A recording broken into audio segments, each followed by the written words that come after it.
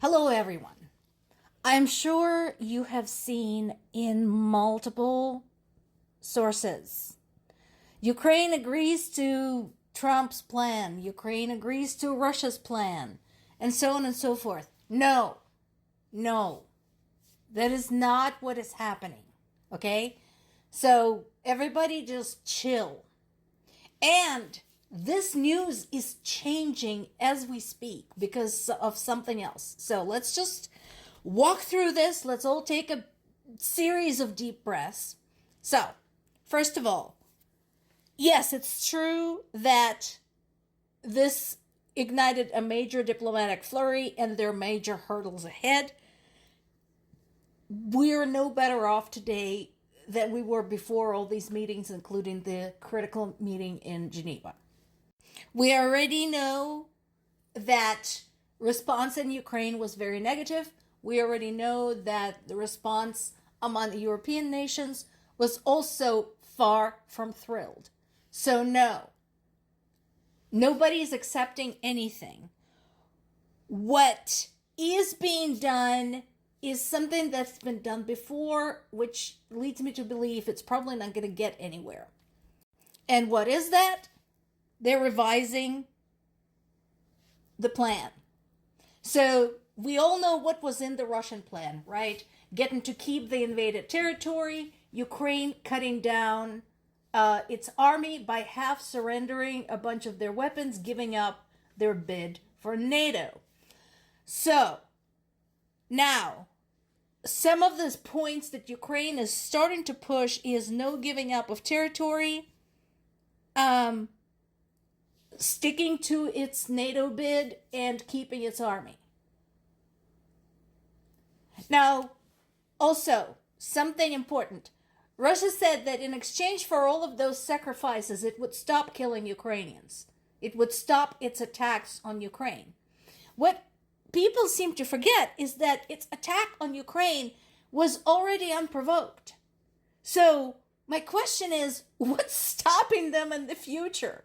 Oh, sure, we signed a piece of paper, but since they got away with it this time, what would stop them in the future from doing it again? That's why this plan sucks. So now, Ukraine immediately pushed back, and European nations pushed back, said this is bullshit, which it totally is. That why would Ukraine cut down its armed forces when it's just been attacked? That kind of proves that it needs its armed forces.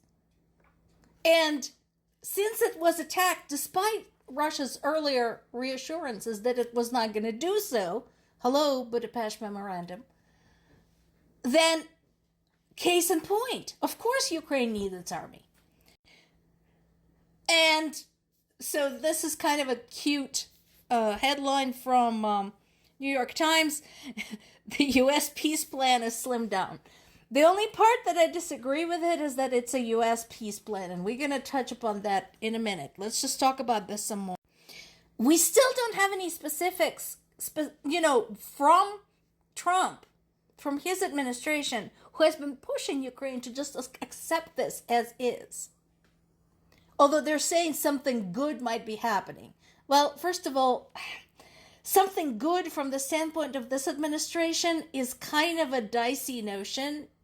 Considering everything they've done, what passes for good for them is highly questionable. But another problem with this is that between the meeting with Putin in Alaska, and Putin, might I remind you, is a war criminal who is being sought by International Criminal Court. So any decent country should actually arrest him when he's on their territory. But the United States have not done so because we haven't ratified our membership with the International Criminal Court. Anyway, in addition to that, we now have another piece. Today, Bloomberg had dropped a huge bomb. Apparently, there's a transcript of the conversation leaked by the translators between Witkoff and one of Putin's aides. in which Witkoff was schooling the Russians in how to appeal to Trump and get him to pretend that the plan came from both US and Russia. And again, you're free to fact check me on this. It's all over the news since then. It's been shared and reshared. Aaron Parnas gave a really good overview of it on Parnas' perspective with excerpts from the transcript. So, since this had just happened, we now know that the plan was not developed by both US and Russia. It was something that Russia handed over to the US and, schooled by Witkoff, basically talked Trump into accepting it, which wasn't hard. They basically flattered him. Piece of cake. So, yes, understanding was reached with the US, but that was before that was leaked. So we'll see what happens overnight. Remember, we're also in different time zones, so we need to remember that shit might be happening in Ukraine even as we speak right now, because they're ahead of us by 6 or 7 hours. And also the statement of understanding being reached is not acceptance. It's not agreement. Okay, so I really wish news sources would stop jumping the gun and saying, oh, Ukraine is folding. Now, here is the thing. So even as they're suggesting changes, remember, Russia already said they will not agree to any changes. They're not interested in anything other than the plan as they presented it. So to me, it's just another round of back and forth, another attempt by Russia to stall any progress and to stave off more US sanctions. And not only that, they picked a good time. The Russians did. Because they know that Ukraine is right now going through the corruption scandal and that Zelensky's position is shaky. And the position of his top aide, Yermak.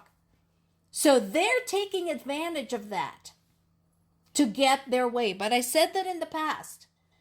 Just because the country, any country, has a corrupt government doesn't mean it deserves to have its sovereignty stripped from it and have its children kidnapped and have its citizens murdered. Meanwhile, yes, these are the voices to listen to. The Europe security expert saying it smells like 1938. It absolutely should.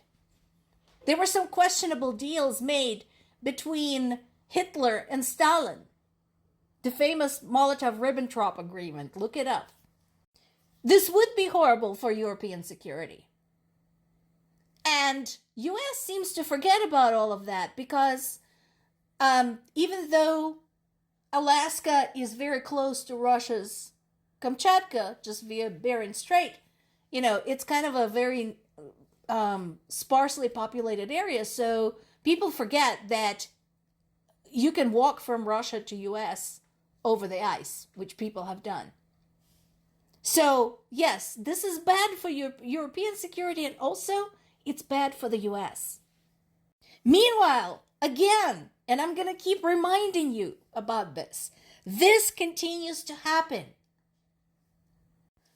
Russia had struck basically a food warehouse in Kyiv. So not only are they trying to freeze people out and bomb people out, they're also now trying to starve them out. And when all else fail, they kill them. Because there's been another deadly attack. And more people died. And people in question were civilians. Among the wounded, there was also a child. More to come.